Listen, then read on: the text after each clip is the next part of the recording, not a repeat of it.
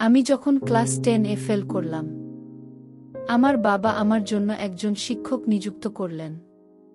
তিনি প্রতিদিন আমাকে বাড়িতে পড়াতে আসতেন। তখন থেকে আমার মায়ের আচরণ কিছুটা পরিবর্তন লক্ষ্য করলাম। শিক্ষক কোনো না কোনো অজুহাতে আমার মায়ের সাথে কথা বলতো। একদিন আমি তাদের দিকে লক্ষ্য রেখেছিলাম। দেখি শিক্ষক আমার মায়ের সাথে হাসাহাসি করে কথা বলছে। তারপর যা ঘটেছিল আমি সেটা দেখে খুব অবাক হতে গেছিলাম। নমস্কার বন্ধুরা, কেমন আছো সবাই? আশা করছি সবাই ভালো আছো। আমি নিয়ে এসেছি আমার শিক্ষকের সাথে মায়ের একটি ঘটনা। আশা করছি গল্পটা তোমাদের ভালো লাগবে। ভালো লাগলে অবশ্যই সাবস্ক্রাইব করে ফেলো।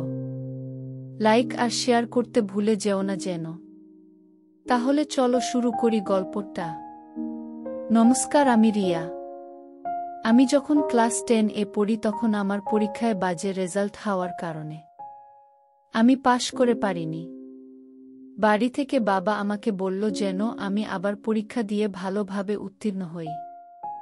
বাবা আমাকে বলল, তুমি কঠোর পরিশ্রম করে পরীক্ষায় যাতে উত্তীর্ণ হই কি। তাই বাবা একটু কঠোর সিদ্ধান্ত নিল। আমার টিউশন পড়তে যাওয়া বন্ধ করে দিল। কারণ আমি টিউশন পড়াতে ভালো করে মনোযোগ দিচ্ছি না। বাবার এই কথায় আমার ভালো না লাগলেও আমার কিছু করার ছিল না।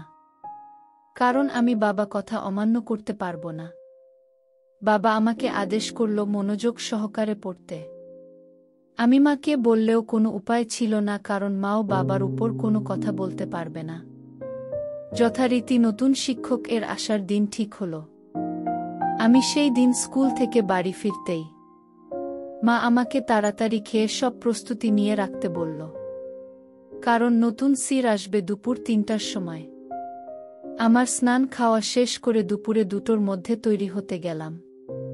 ঠিক দুপুর 3টার সময় স্যার আসলেন। বছর 27-এর এক যুবক, একটু লম্বা লাজুক। মা যখন তাকে জলের গ্লাস দিতে শেখাল, তারপর মা এসে তাকে জানল যে আমি পড়াশোনাতে একটু দুর্বল। সে মুচকি হেসে মাকে আশ্বস্ত করলে যে সে তার যথাসাধ্য চেষ্টা করবে। এরপর মা চলে গেল। এরপর শিক্ষক আমাকে প্রশ্ন করল, তোমার নামে কি গু? আমি উত্তর দিলাম কি আমার নামে রিয়া গু। শিক্ষক আরও বললেন কি তোমার পড়তে ভালো লাগে না গি? আমি উত্তর বললাম খুব ভালো লাগে, তবে বিষয়গুলো খুব কঠিন মনে হয় গিয়ে। প্রথম দিন আমাকে আর বেশি চাপ দিল না। এমন করতে করতে বেশ কয়েক মাস কেটে গেল। শিক্ষক আমাদের সাথে অনেকটা খোলামেলা হতে লাগল। আমরাও এবার পড়াতে মনোযোগ বাড়তে লাগল। সামনে ক্লাসে ইউনিট টেস্ট ছিল। তাই শিক্ষক আমাকে খুব মনোযোগ সহকারে পড়তে শুরু করল আর বলল, ইউনিট টেস্ট যদি ভালো রেজাল্ট হয় তাহলে সে আমাকে একটা গিফট দেবে। আমি খুব খুশি হলাম। আমার মাও ব্যাপারটা জানল। খুব খুশি হয়ে বলল যে দেখ স্যার কত ভালো। ইদানিক মা স্যার একটু বেশি প্রশংসা করতে লাগলো। আমার ব্যাপার কেমন লাগলেও কিছু গুরুত্ব দিলাম না। আমি স্কুল থেকে ফিরে একটু ক্লান্ত থাকতাম, তাই মাঝে একটু রেস্ট করতাম। শিক্ষক ততক্ষণ মায়ের সাথে কথা বলতো। ইউনিট টেস্ট কাছে চলে এলো। আমি পরীক্ষা দিলাম আর ভালো রেজাল্ট করলাম। মা আর বাবা খুব খুশি হলো। বাবা খুশি হলে স্যারকে রাতের খাওয়া আমন্ত্রণ করল।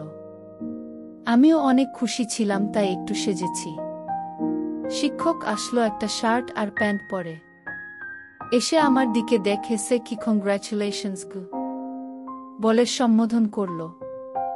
আর স্যার আমার চোখে দিকে দেখে হাসল। আমাকে গিফট দিল। গিফট দেখে আমি খুব খুশি হলাম। শিক্ষক থেকে গিফট নেওয়ার সময় তার হাত আমার হাসতে স্পর্শ হল। সেই স্পর্শ পেয়ে আমার এক অনুভূতি হতে শুরু করল, যা আগে কখনো হয়নি।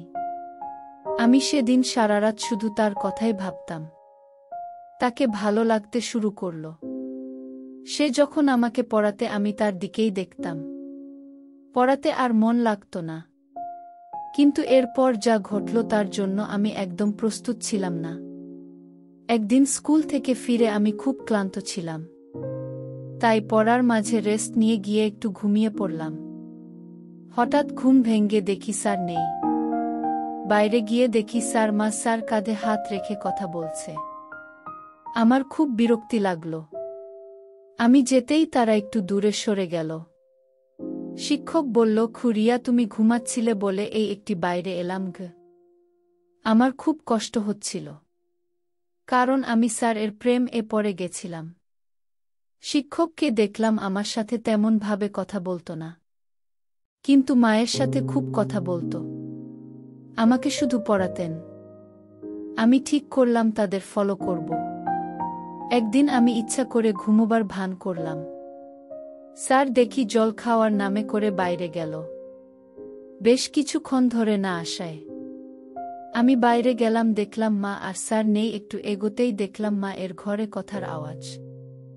মা বলল, খুড়িয়া আছে, দেখে ফেললে কি? শিক্ষক বলল, কিছু হবে না গি। আমি একটু এগোতেই দেখলাম তারা খেলাতে লিপ্ত হয়েছে। আমি আর থাকতে না পেরে দৌড়ে ঘরে চলে এলাম। ফাইনাল পরীক্ষার আর 4 মাস বাকি ছিল। 4 মাস এমন চলে লাগল। স্যার জন্য আমার ভালো লাগা কমে গেল।